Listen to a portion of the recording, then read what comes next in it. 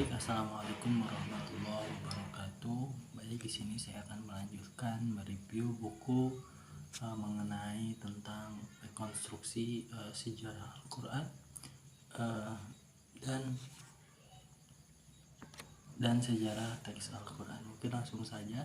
Di sini saya akan menjelaskan tentang kodifikasi Utsman bin Affan. Bagian pertama yaitu pengumpulan kedua, yakni Zaid bin Sabit. Nah, tidak berbeda dengan pengumpulan yang pertama yang dilakukan oleh Zaid bin Sabit. Pengumpulan sejumlah riwayat menyebutkan tentang pengumpulan Al-Quran yang kedua ini yang dilakukan oleh Zaid bin Sabit ini pada masa Khalifah ketiga, yaitu Utsman bin Affan. Nah, beragam sekali ya riwayat yang mengemukakan tentang jumlah sahabat yang ditunjuk oleh Khalifah Utsman bin Affan untuk mengumpulkan Al-Quran gitu.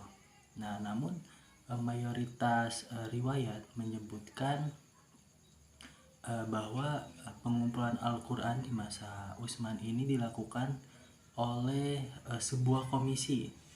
Nah, komisi ini yang berjumlah 4 orang. Yang pertama yang menjadi ketuanya yaitu Zaid bin Sabit. Nah, beliau ini seorang Ansor. Pada masa mudanya aktif sebagai sekretaris Nabi dan penulis wahyu Al-Quran. Nah, yang kedua yaitu Abdullah bin Jubair. Nah, Abdullah bin Jubair ini beliau berasal dari keluarga yang terpandang di kota Mekah. Nah, yang ketiga yaitu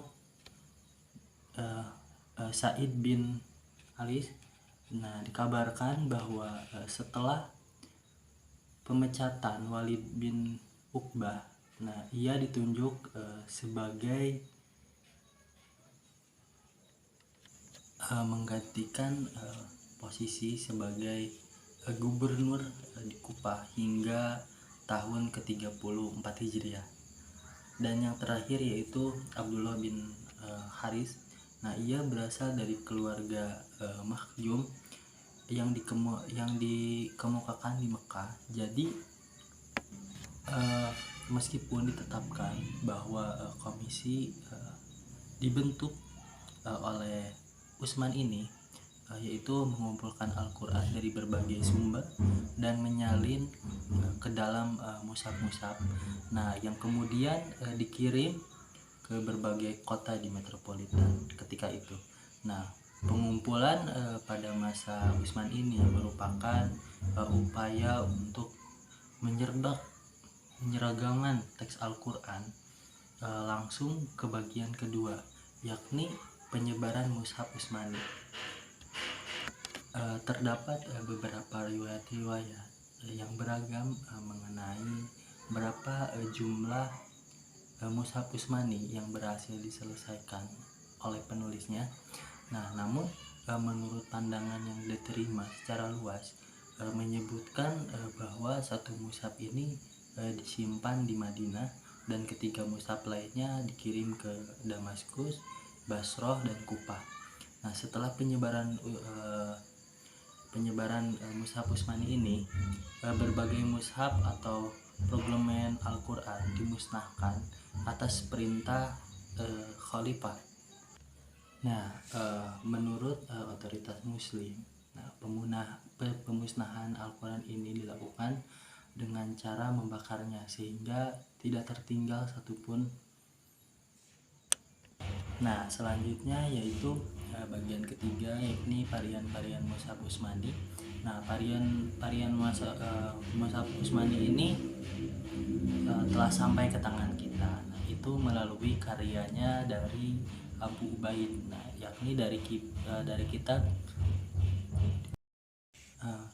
Fadail Al-Quran dan karya Abu Amr Fatoni, yakni Al-Maghriji Ma'rifat. Nah, varian yang diungkapkan di dalam kedua karya ini itu pada prinsipnya itu saling menguatkan satu sama lainnya. Nah, terlihat bahwa mushaf Damaskus yang paling banyak ragamnya ini, mereka berada pada satu posisi dengan mushaf Madinah. Nah, mushaf Damaskus ini tidak pernah berlawanan dengan mushaf Madinah.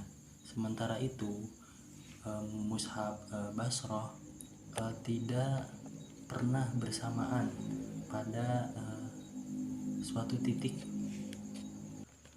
biasa dari mushaf-mushaf yang lain. Nah, sedangkan mushaf Kufah ini memiliki bacaan di beberapa tempat yang senada dengan mushaf Basrah gitu. Nah, dapat disimpulkan bahwasanya mushaf yang paling awal ialah mushaf Madinah, dan dari sinilah disalin mushaf Damaskus dan mushaf Basrah, dan dari mushaf Basrah lah disalinlah mushaf Kufah. Nah, walaupun mushaf Mekah tidak termasuk ke dalam skema tersebut, namun mushaf Mekah ini memiliki bacaan independen di sejumlah tempat. Nah, sebagian tempat, yakni karakteristik mushaf Utsmani ini terdapat sejumlah riwayat yang mengungkapkan bahwasanya penyusunan surat di dalam mushaf Utsmani itu bersifat ijtihadi gitu. Nah, sejumlah gagasan menunjukkan bahwasanya prinsip penyusunan surat Al-Quran di dalam mushaf Utsmani itu dimulai dari surat panjang ke arah surat-surat yang lebih pendek. Pada masa awal ke 114 surat dalam mushaf Utsmani itu diklasifikasi menjadi 4 kategori. Nah, yang pertama itu 7 surat terpanjang, yakni mulai dari surat Al-Baqarah hingga surat At-Taubah. Nah, yang kedua Al-Ma'un, yaitu surat-surat yang terdiri dari 100 ayat atau lebih gitu ya, yakni mulai dari surat Yunus sampai surat Fatir. Nah, yang ketiga yaitu Al-Masani, yaitu surat yang terdiri dari kurang dari 100 ayat. Nah, mulai dari surat Yasin sampai ke surat Al-Hujurat. Dan yang keempat yaitu ilmu pasal, yakni surat-surat pendek mulai dari surat Qaf hingga surat Anas. Nah, selanjutnya kaum muslim ini membaginya menjadi 30 juz atau 30 bagian. Nah, bagian yang lebih kecil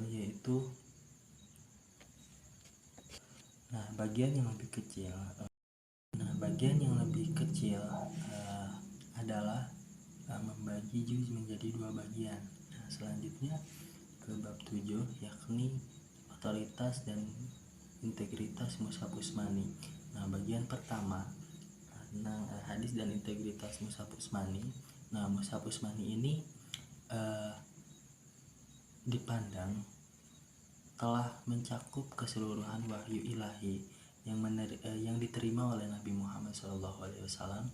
Nah, mestinya dimasukkan ke dalam kompilasi tersebut.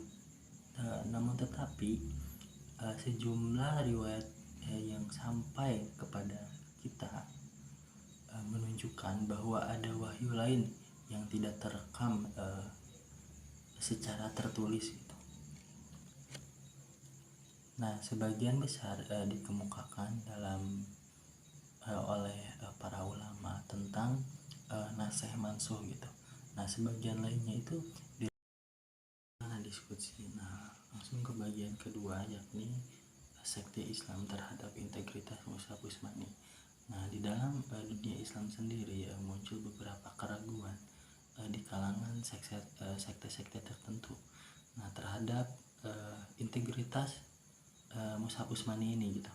Nah, sekte ini semacam pada faktanya tidak dipijakan kepada kritis historis gitu, tetapi lebih pada prasangka dogmatis atau seperti hal lain, seperti sekte Mu'tazilah yang mengungkapkan keraguan mereka terhadap bagian-bagian tertentu di dalam Al-Quran.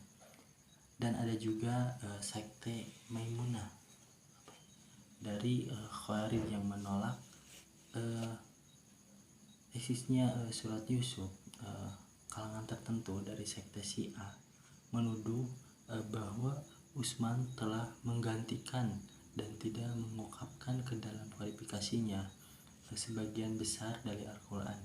Nah, langsung ke bagian 4, yaitu otentitas dan integritas Mushaf Utsmani dalam pandangan Barat. Nah, kajian-kajian modern tentang Al-Quran di kalangan Barat dalam pernyataannya belum menunjukkan masalah yang serius gitu sehubungan dengan keaslian dan integritas Al-Quran. Sejumlah sarjana Barat memang mengemukakan dugaan-dugaan mereka tentang pemalsuan bagian-bagian Al-Quran. Nah, namun argumen-argumen yang digunakan ini untuk memopong tuduhan-tuduhan tersebut dampaknya tidak begitu substansial gitu dan tidak dikesampingkan secara sederhana. Nah, sarjana Barat yang pertama mengemukakan tuduhan tentang pemalsuan Al-Quran tersebut ialah otoritas asal Perancis yang bernama Sylvestre de Sapi. Nah, selanjutnya tentang Mushaf Utsmani bagian pertama, yakni mengingatkan kepada Khalifah tentang persalinan tersebut pada tahun ke-25 Hijriah. Dan pada tahun itu juga Utsman bin Affan menyelesaikan permasalahan hingga tuntas gitu. Langsung ke bagian kedua, yaitu Utsman menyikapi mushaf langsung dari suhuf berdasarkan riwayat pertama. Nah, Utsman memutuskan berupaya dengan sungguh-sungguh untuk melacak suhuf dari Hafsah, yaitu mempercepat penyusunan penulisan dan memperbanyak naskah. Nah, langsung ke bagian ketiga, yakni Utsman bin Affan membuat naskah mushaf tersendiri. Nah, bagian pelantikan sebuah panitia dari 12 orang untuk mengawasi tugas ini. Nah, identitas tentang 12 orang ini dilacak di berbagai sumber, di beberapa sumber. Nah, penyusunan sebuah naskah sendiri ini Utsman mengambil suhuf dari Aisyah sebagai perbandingan. Nah, jadi waktu itu naskah yang dibuat sendiri atau independen itu dibandingkan dengan suhuf resmi yang sejak semula ada pada Hafsah. Nah, mengapa Utsman bersusah payah untuk mengumpulkan naskah sendiri? Nah, sedangkan pada akhirnya dibandingkan dengan yang sesungguhnya. Alasan yang barangkali mendekati ialah sekedar upaya simbolik gitu. Nah, satu dasawarsa sebelumnya ribuan sahabat berperang melawan orang-orang murtad. Nah, dia mamah dan di tempat lainnya. Nah, sehingga tidak bisa berpesta, berpartisipasi dalam kumpulan dalam kompilasi suhuf untuk menarik lebih banyak kompilasi tulisan dan tulisan bahan-bahan. Dengan adanya naskah independen ini, nah kemungkinan memungkinkan atau memberikan kesempatan kepada sahabat untuk melakukan usaha itu. Nah, selanjutnya bab selanjutnya yakni perkembangan alat pembantu bacaan dalam Mushaf Utsmani.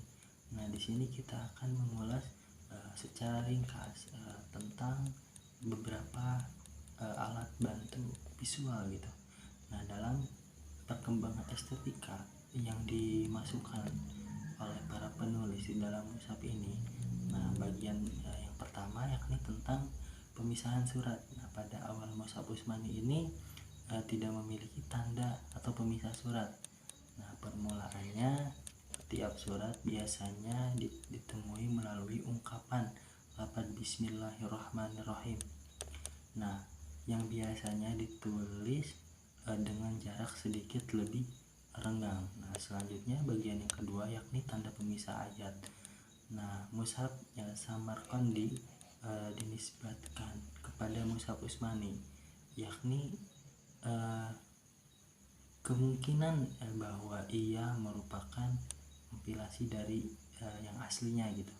Nah, mushaf tersebut ini ditulis oleh beberapa tangan yang menghapus pemisahan ayat sebelumnya. Nah, pemisahan ayat yang panjang disisipkan tidak tampak adanya cara penggunaan yang ditetapkan.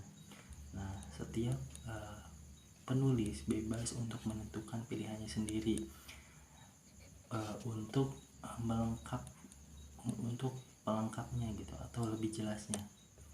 Nah, bisa dilihat di buku ini yang terakhir yakni kesimpulan dari bab sebelumnya telah kita jelaskan tentang sikap kepedulian Al-Hijjaj dalam pencarian letak 1/4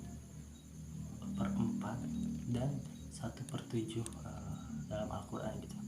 Tidak lama kemudian setelah pada abad pertama Hijriah, mushaf Al-Quran dibagikan menjadi 7 bagian yang disebut dengan manazil. Nah, kemudian pada abad ketiga Hijriah muncul kesimpulan lain yang mengelompokkan Al-Quran menjadi 30 bagian atau 30 juz. Nah, pembagian ini sebagai perkembangan kajian yang dilahirkan oleh Al-Hijjaj dan berfungsi sebagai alat yang bermanfaat bagi setiap orang yang mau memakainya atau membacanya. Nah, mungkin segitu kurang lebih videonya. Kurang lebihnya mohon maaf. Wassalamualaikum warahmatullahi wabarakatuh.